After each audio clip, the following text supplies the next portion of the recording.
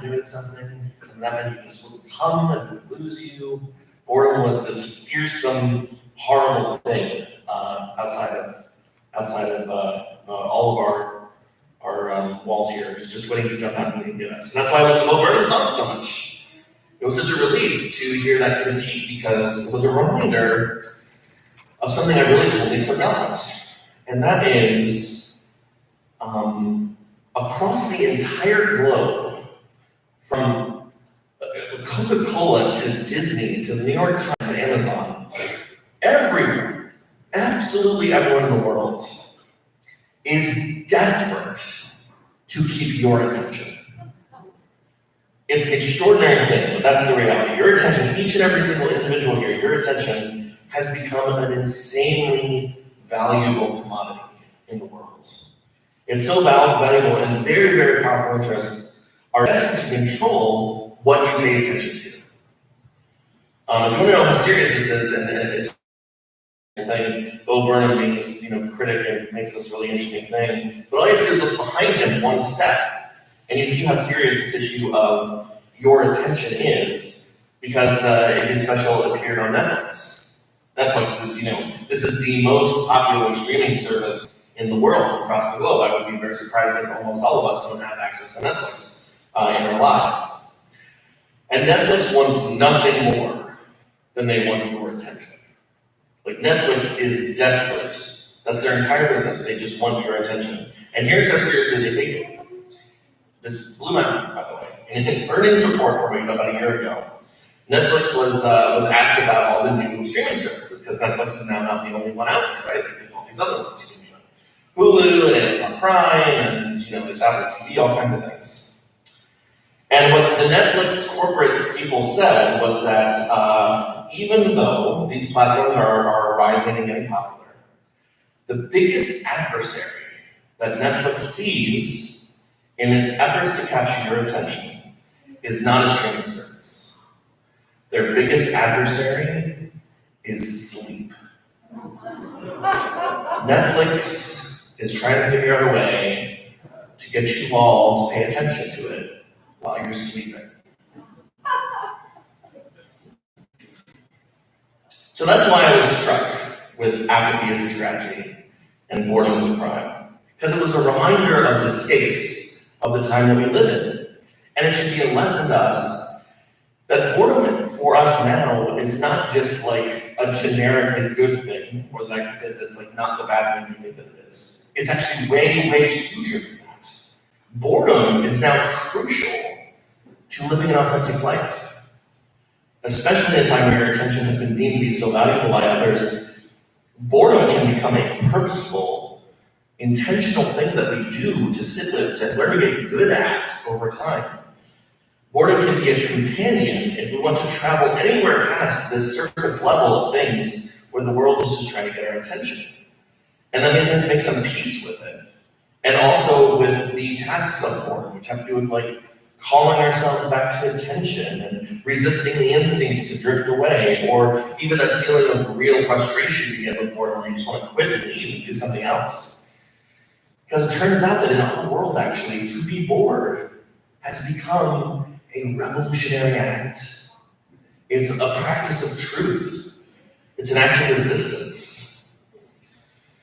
So basically, what I learned this week is that I don't have to be scared of boredom anymore. And we all shouldn't be either.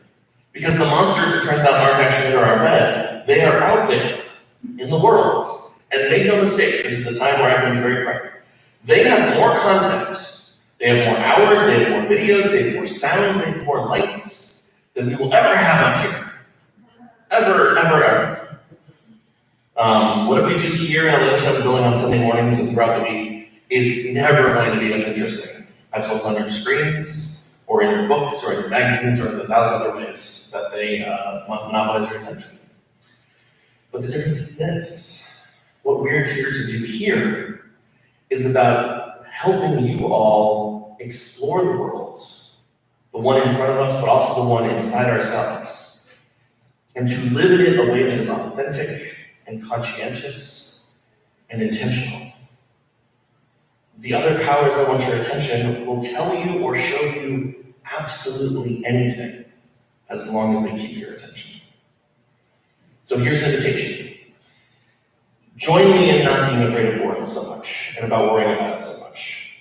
Let's instead see our time here as a chance to learn a different way of being in the world, or at least a way that resists that pull on our attention so much. It might take us some time to work on this, and we're not going to be perfect at it, maybe ever, but at least that we'll know that when we meet boredom, we meet it as a valuable friend and someone who has a lot to teach us.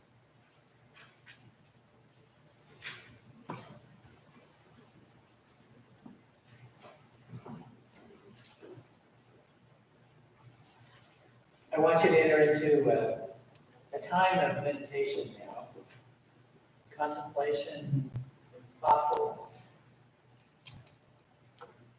Feel the earth beneath your feet as it supports you. Feel the love of this community as it surrounds and enfolds you. Feel your breath as it flows in and out of your body. Listen to your heartbeat. Listen to your heart. And how is it with your heart? Does your heart feel whole, shielded by intellect, cocooned by reason, closed to feeling? Or is it broken, fragile to the touch, brimming with the pain of loss? Or has your heart been broken and healed so many times that it now lies open to the world, knowing that true growth comes not without pain, that tears may wear down barriers, that we may carry the hearts of others even when our own is too heavy for us to bear. None of us has an unblemished heart, not one. For such perfection can be found only in death, and we who are alive still have much to heal.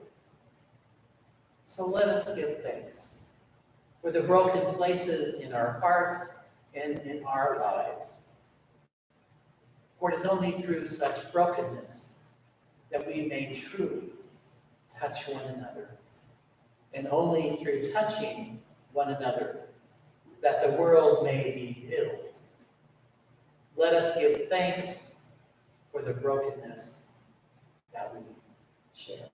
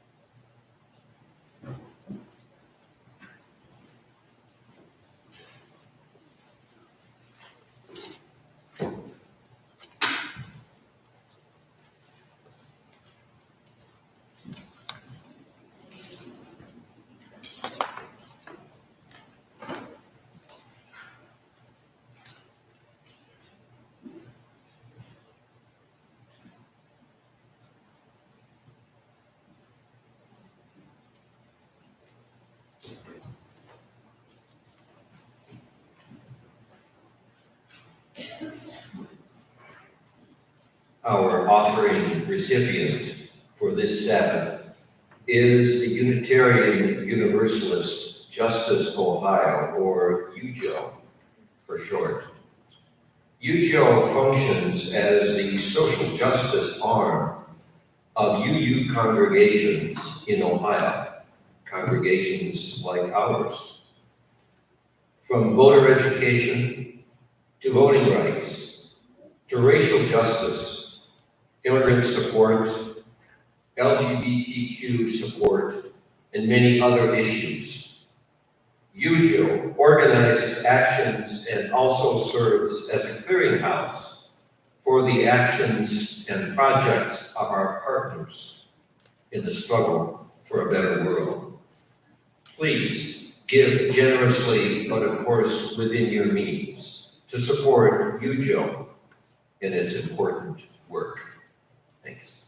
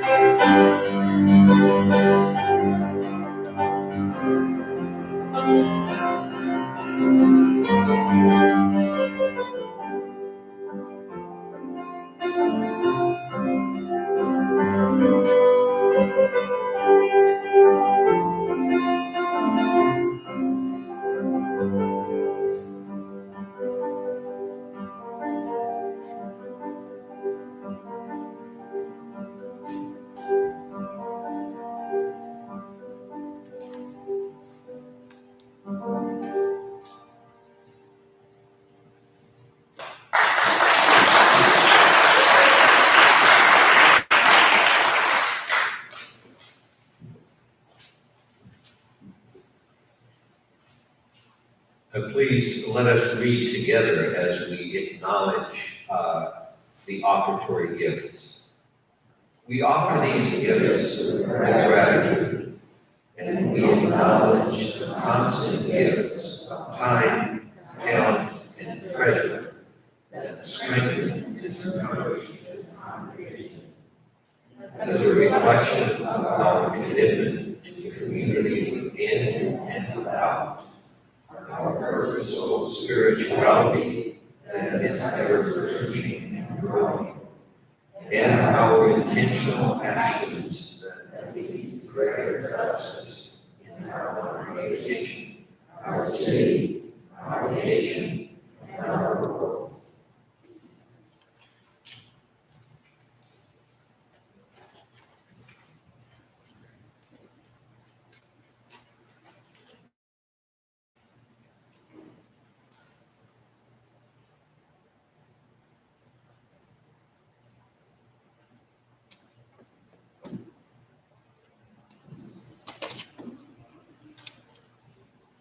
Just a note before we continue with the service. You have listened to and seen the many offering recipients that we give to, but we're always open to new recipients. So if you have a recipient of a justice or a community service-oriented organization, please email Reverend Randy or me with your suggestion.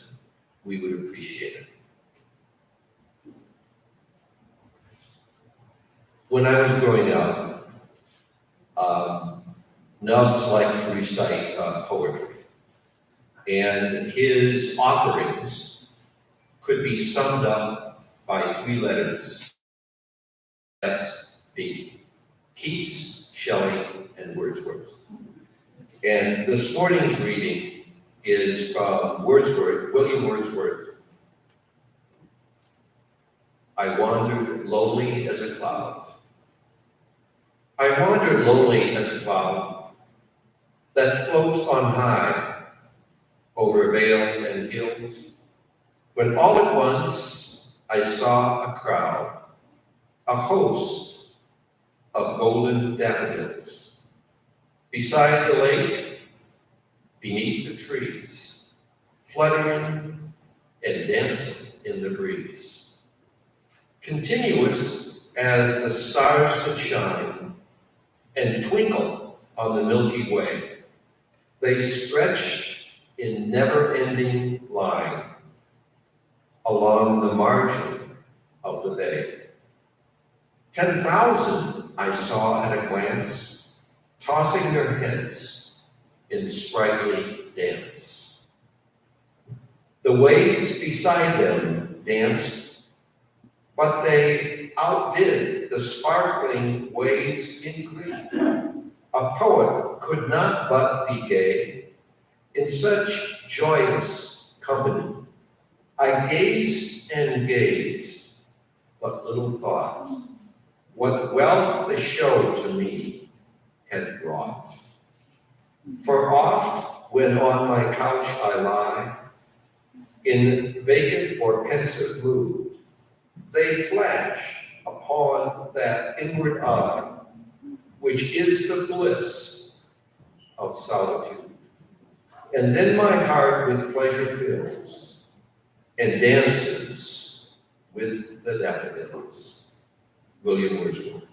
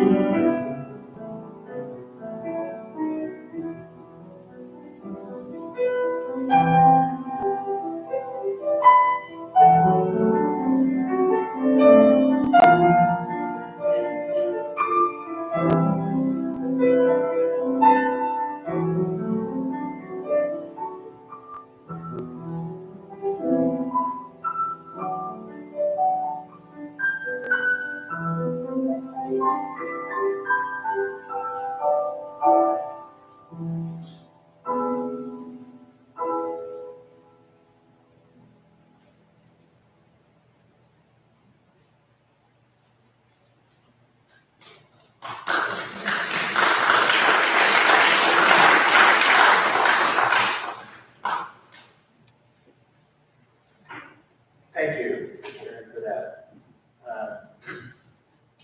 Well, I'm the Reverend Dave Clements, and I'm so excited to stand before you this morning. I was thinking on the way here as I was talking to my partner, Jerry, who is with me today, that it was March 8th of 2020 was the last time that I actually had the opportunity to preach where I could feel I could move and have movement, and where I could actually look into the faces of those that were in attendance. So much of during the pandemic, it was standing behind something like this so that we could live stream out as I stood and preached to a very empty hall. Not being able to get any feedback, not being able to look into your faces.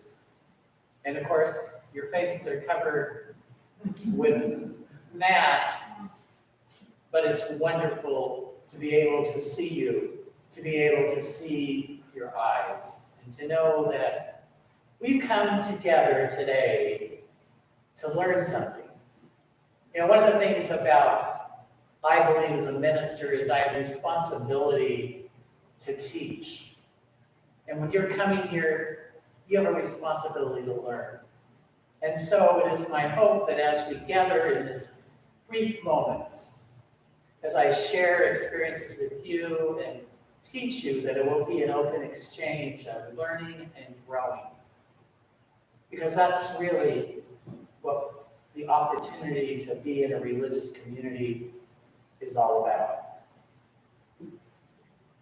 So my topic today is really about relationship with aloneness, but it's actually really about relationship with self.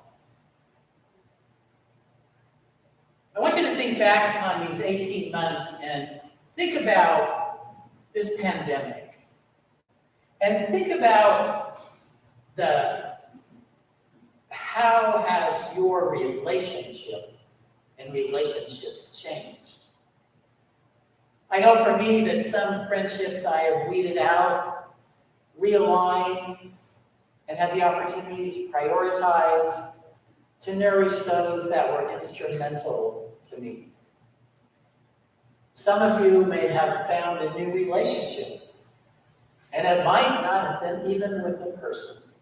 I've heard many stories of people getting pets, fish, dogs, cats, gerbils, variety of things. And perhaps many of you have formed a new relationship with music, with silence, with food, or even with loneliness. And so this pandemic gave us the opportunity to spend more time by ourselves. And I wonder, how was that for you? Did you meet a new part of yourself? What did you learn in those times of aloneness? The writer Oscar Wilde stated, "To love oneself is the beginning of a lifelong romance." So think about that. And this whole phrase, self-love, is always thrown around in photos of face masks, solo vacations, glasses of pink Prosecco. And yet, regardless of what social media says, it's more than just day trips and a spa and taking yourself on a date. Self-love is an ongoing process. It's not a sudden style moment of eureka when we often see that in movies and on television. It can be progress, it can be regress, and it needs constant maintenance. It's a lens by which you see yourself. Falling in love with your mind, your body, your voice, all of the moving parts that make up the being that is you. And this is not the same for everyone. So I wonder, since we have a wonderful internet, and you can actually Google anything, and believe me, anything can come up at what you Google, but I was curious as to what the commenter said about self-love. So let me share some of these phrases that I learned, these things. First, from Erica. "I learned to love myself when I admitted that I didn't know how. I didn't see myself as valuable or worthy or freely receiving love without working for it. I wasn't emotionally healthy. To fix this, I took all of the love, time, care, and energy that I was freely giving to others in hopes that they would return it and poured it into myself to create a version of me that I felt proud of. Because of this, I am now committed to protecting, advocating, honoring, loving, and showing myself some compassion." Ethan stated, "I'd say focusing internally and letting myself know that it's okay to fail sometimes. And that's the part of life. I'm usually so hard on myself that learning to ease up was so important, and to look at things on a bigger scale." Jane writes, "Beauty and value are more subjective, and where one person may not prefer me, someone else may see me as an only option. When I noticed how many things vary, I realized I couldn't base my own self-worth on anything external, because these options and opinions vary so much, and others' opinions should have power over mine anyway. And I learned that when I put on an outfit and asked the question from people's response, when they said, 'Do you like it?' I realized that that was 100% correct. And the same goes for my value. My self-worth had to come from within. And then on, I've been absolutely aware of my beauty, value, and power." Stephanie writes, "I struggled with the idea of perfection almost my whole life.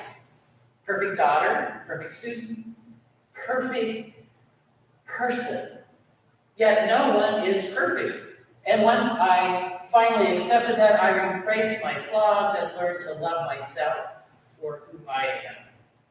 There's no one more like you in this world. Don't waste time trying to be someone or something you're not. You deserve happiness. You are beautiful. You are worthy. You are perfectly imperfect. And so I would hope that in each of these, there's a message for you. You know, one of the things that I gained to appreciate and value during this time, I'm an extrovert. And I don't know how many of you are extroverts and how many of you are introverts. I'm married to an introvert that I love dearly. And I know introverts see the world differently. And us extroverts take our energy from being around people, from listening to being present to doing action to going. Introverts like to sit and process. And so I remember the first week of the pandemic, because things have been going at such a rush of trying to make the decision, are we going to close the building, what's going to happen? And then suddenly we had 2 days to close the building, and then suddenly we had to prepare for a service that was going to be on Zoom, and we had to sign up for Zoom, and all those things. But then the week began, after that first Sunday. Couldn't go to the store, couldn't go to a restaurant, couldn't go anywhere. At the time, I was living in central Illinois, and my partner was here in Cleveland. So I really didn't have anyone around me. And I remember the thought thinking, well, I'm going to have all this free time, you know, because the demands of ministry and to go and here and there and da-da-da-da. What am I going to do? And of course, the days, planned the day, there were meetings on Zoom and trying to get accustomed to that. But there was an alone time. And I recognized that that was one of the first times in my life that I had spent time alone. I had to depend on my own resilience and my own sense. Because as extroverts, we thrive on people, we enjoy people. And I had to learn how to do that on my own. And I was reminded of an experience that I had while serving in South Africa. Just about 4 years ago at this time. And in South Africa, the Unitarian Church there has been there for 150 years. And so it went all through apartheid and everything else. South Africa has been very open to gays and lesbians and transgender and all of that. It was coming time for the annual Gay Pride and March. I'd been organized, I'd been involved in that. But several things leading up to that. In South Africa, you have the cities, and then you have what's called townships. The townships were places where they put individuals. In Cape Town, for example, there's a center part of the city where they relocated 65,000 people during apartheid and put them out in about 45 kilometers outside of Cape Town in a community which has been come to know as Kalauche. No running water, no real utilities. And so it was in this community of Kalauche where, leading up to the Gay Pride, that women who were coming out as transgender were being killed violently. And there's one particular transgender woman who was quite vocal and felt that as a community in South Africa, we weren't listening to what was going on. And here we were going to have this parade, and she wanted to have just to be recognized. And so we were lighting up for the parade, and word came to me that she was in front of the parade and she was going to do a demonstration that would basically stop the parade from happening. And so, as I thought, and I talked to my colleagues through the United Church of Christ, what can we do? What can happen? And I sat quietly and listened. And the crazy thought came, well, if we could just have 10 minutes of silence to honor those who have died, I wonder if that will at least help this woman to understand that we do really care about what's happening. And as I thought about that, I thought, well, that's crazy. How can you silence for 10 minutes people who come together for a celebration, who are gay, who are celebrating that they're gay? This is like an impossible task. And yet, I turned to my colleague and found her out, and I said, let's try this. And so we went to the woman and we said, look, if we can have 10 minutes of total silence here at the start of this parade, will you then walk with us? And we'll walk with us. So she argued and argued, and then she said, okay, thinking that it would never happen. One by one, we passed the word down the line, and it was quite a long line. That at the sound of the bullhorn, we were going to have 10 minutes of silence. And as the word went and people stood there in silence, and further and further, and as the line wrapped around the corner and onto the next block, as I walked it and said that, more and more were silent. 6 minutes had gone by. I was amazed. And just then I heard a bus coming. And I was told that the bus had on many of these women who had been abused, their friends had been killed, who lived in Kalamuche, who were coming to celebrate in the parade. And we heard the music coming from the bus, and I motioned for it to stop, and I went on and I said, we're having 10 minutes of silence for those who have been killed and those who have been injured. And immediately, one young lady said, my friend was one of those, and I am one of those. Silence happened. An amazing thing is that for 10 minutes, people came together to honor those whose tragedy that had occurred. The parade went on. We had a great experience, but I've never forgotten about that.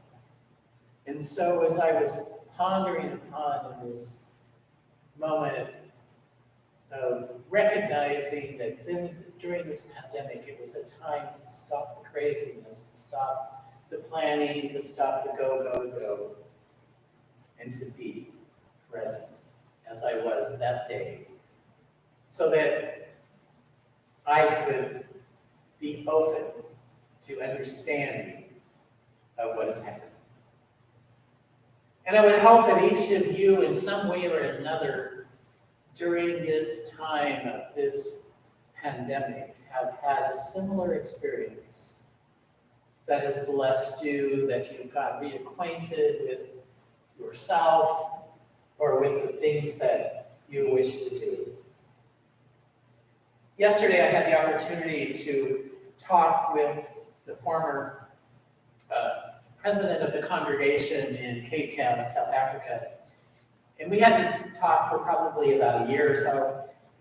And we were talking on a project that I'm working on for international ministry. But I asked her, I said, so I'm giving this sermon tomorrow about self-love and about the importance of aloneness. And I just wondered, what sort of thing, what has your experience been? She shared with me how she had lost both her father and her mother during this time and could not actually be with them because of COVID. But from that has come a connection to her ancestry, to her past history, that has been a blessing to her and to her life. And she shared with me how in South Africa, she is not dark-skinned. She was more brown-skinned, and many times she is not considered by even native South Africans as a native South African. During apartheid, they referred to these people as colored and put them in that classification. And these are people who, through their ancestry, have had intermarried and are mixed. And she had always took pride in her heritage, but at the same time wanted to connect back with that. And so during this time, she shared with me how she's had an opportunity to learn about uncles and aunts and other things in the history that is there. And I said, what has happened to the congregation? She said the congregation has begun to celebrate and to honor their rich history of 150 years of the people, both Americans and Europeans, who have come there and served them as ministers. And she said, moving forward, she said, one of the things that I have made a commitment to myself to do is to take time to be alone, to take time to pause, to take time to celebrate. And so I pass that on to you, that as what we might do, as you use here, and what you might do, is to take time. Practice that self-love. Because as you do, I can tell you it rewards you. As you take care of yourself, you have more to give. As you take care and honor yourself and take time, you discover new talents. You discover new ways of being. So I challenge you in this today to do something.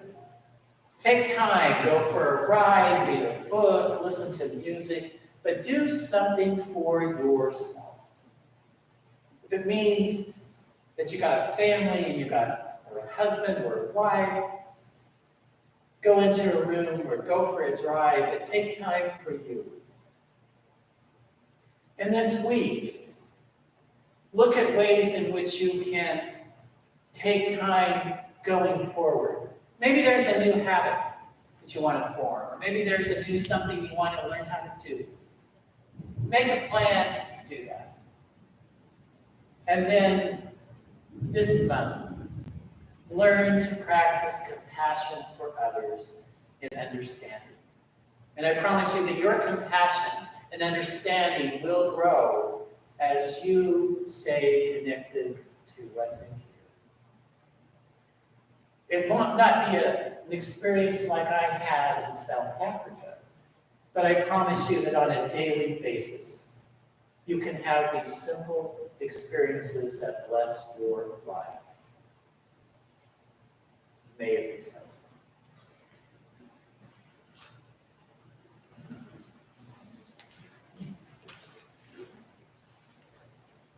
Please join for our closing hymn, which is by our commitment on page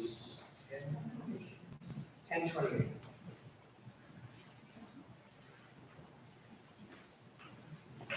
Just verses 1 and 3, get ready for the ride.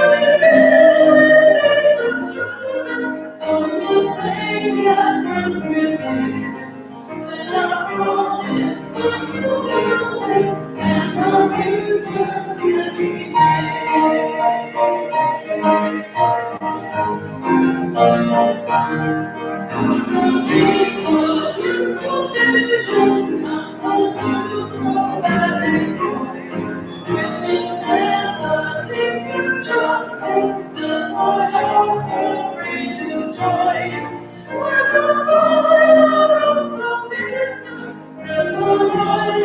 soul praise. When our hunger and our passion need to call us on the way. When we live in assurance of the flame that burns within. When our promise finds fulfillment and our future can begin.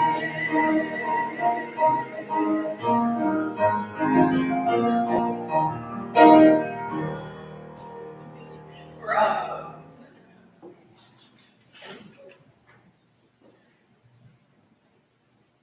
You can all have a quick seat. A couple of quick things as we get into our COVID covenants. One thing is just today only information. It is hailing outside, so there will not be coffee hour outdoors. Sorry about that.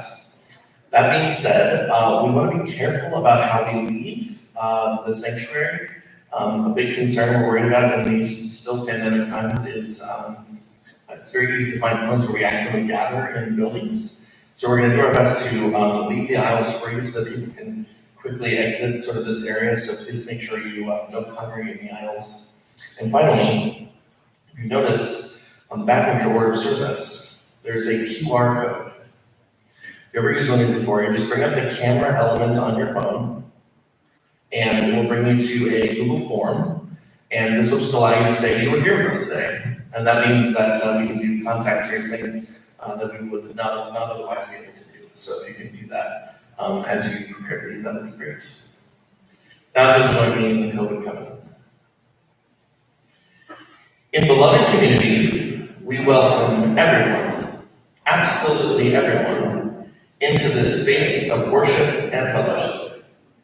In this time of pandemic, we covenant to respect one another by considering the safety and comfort of others before ourselves, to respect the policies our leadership has established, and to take all of our steps with one another with grace and understanding as we work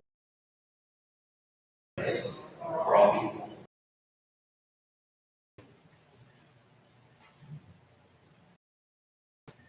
We lead this gathered community, but we don't leave our connection. Our concerns, our care for each other, our service to each other, to the world, and to our faith continues until we are together again. Friends, be strong, be well, be true, and be loving.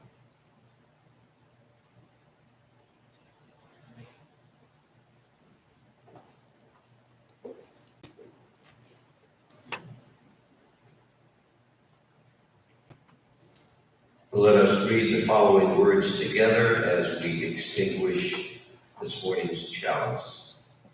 We extinguish this flame, but not the light of truth, the warmth of community, or the fire of commitment. These we carry in our hearts until we are together again.